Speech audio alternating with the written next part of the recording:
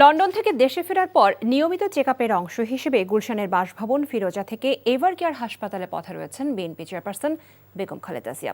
দর্শক, এই মুহূর্তে বিএনপি চেয়ারপারসনের বাসভবন ফিরোজার সামনে রয়েছেন সিনিয়র করেসপন্ডেন্ট আপেল শাহরিয়ার। আমরা সরাসরি চলে যাচ্ছি তার কাছে। আপেল, বেগম জিয়ার শারীরিক অবস্থার কি খবর আপনার হাতে আছে? এবং খবরে যেমনটি বলছিলাম, তিনি হাসপাতালে পথে রয়েছেন। তো বেগম জিয়া হাসপাতালে পৌঁছেছেন কিনা, এই নিয়ে কোনো খবর আপনার কাছে আছে কিনা?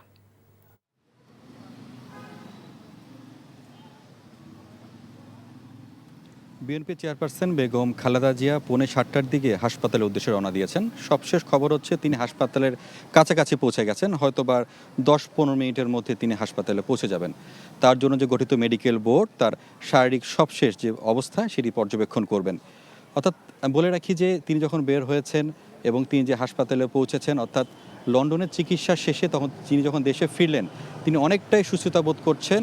এবং যে দলটির যে মিডিয়া সেল রয়েছে সেখান থেকে আমরা যেটি জানতে পেরেছি, তিনি আজকে তার যে শারীরিক যে চেক আপ সেটি শেষ করে তিনি বাসায় ফিরবেন নাকি হাসপাতালেই আজকে থাকবেন, সেটি তার মেডিকেল বোর্ড সিদ্ধান্ত নেবে।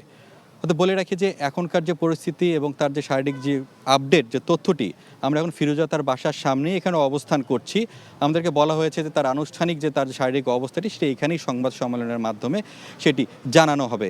তো লন্ডনে যাওয়ার পরে তিনি যখন আসলে দেশে ফিরেছেন, আসার পর কিন্তু তিনি সশরীরে কোনো রাজনৈতিক কর্মকাণ্ডে তিনি যুক্ত হননি। তবে ভিডিও বার্তায় দেশবাসী এবং নেতাকর্মীদের তিনি বক্তব্য দিয়েছেন।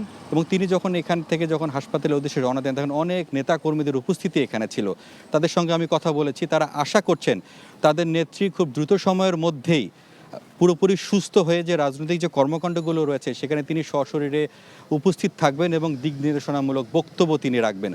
তবে এখনকার যেটি বলি যে তিনি বের হওয়ার সময় যে নেতাকর্মীদের যে সরব উপস্থিতি আমি লক্ষ্য করেছি, অর্থাৎ আপনাকে বলে রাখে যে এখন করোনা ভাইরাস কিন্তু এখন আরও বাড়ছে।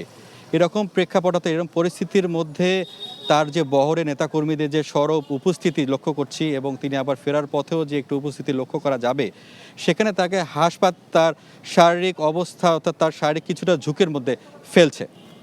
বান্ডেল থাকলে প্রতি সেনমানিতে টাকা বাঁচবে। বিকাশ সেনমানি বান্ডেল কিনে জিতুন প্রতি লেনদেনে।